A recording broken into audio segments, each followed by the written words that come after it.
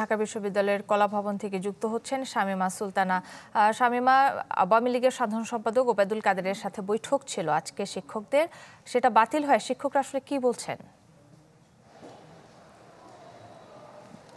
তারা যেটা বলছেন যে এই যে আলোচনা হোক বা না হোক, তাদের দাবি মেনে নিতে হবে, এটাই হচ্ছে বড় কথা। আপনি একটু আগেও শুনছিলেন যে যিনি সভাপতি আছেন বাংলাদেশ শিক্ষক সমিতি ফেডারেশনের ডক্টর আক্তারুল ইসলাম, তিনি শাহজালাল বিজ্ঞান ও প্রযুক্তি বিশ্ববিদ্যালয়ের শিক্ষক, এবং তিনি কিন্তু বলছিলেন, বেশ স্পষ্ট করেই বলছিলেন যে এই যে তাদের আন্দোলন, সেই আন্দোলন কিন্তু আসলে কোনো এই যে তার ব্যক্তি স্বার্থের জন্য না, যে তারা লাভবান হবেন পেনশনটা এককালীন পেলে, তো সে এগুলো বিষয় না। বিষয় যেটা হচ্ছে, তিনি যেটা বলছেন যে এটি আসলে বাংলাদেশের যে টার্সিয়ারি লেভেলের পড়াশোনা, উচ্চশিক্ষার যে বিষয়, তো সেই বিষয়টাকে আসলে ধ্বংস করার একটা চক্রান্ত হচ্ছে, এবং সেই চক্রান্তের বিরুদ্ধেই আসলে তারা দাঁড়িয়েছেন। কারণ তারা জানেন যে জাতি গঠনের যদি মেরুদণ্ড হয় শিক্ষা, সেই শিক্ষার সর্বোচ্চ লেভেল হচ্ছে উচ্চশিক্ষা, এবং সেই উচ্চশিক্ষা যারা দেন বা যারা ছাত্রদের সহায়তা করেন, সেই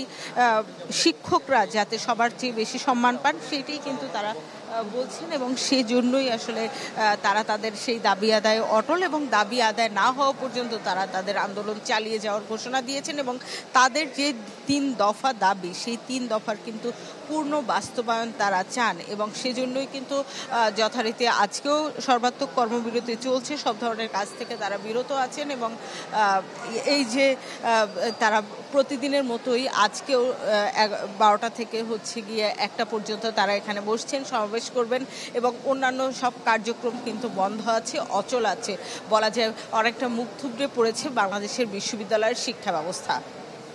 কাকুলি। শামীমা, আপনাকে ধন্যবাদ। দর্শক, শিক্ষক আন্দোলনের সবশেষ খবর জানাতে ঢাকা বিশ্ববিদ্যালয়ের কলা ভবন থেকে সরাসরি যুক্ত ছিলেন সহকর্মী শামীমা সুলতানা। নগদের কাছে সব গ্রাহকই প্রিয়, তাই তো সারা দেশে ক্যাশ আউট চার্জ সবচেয়ে কম।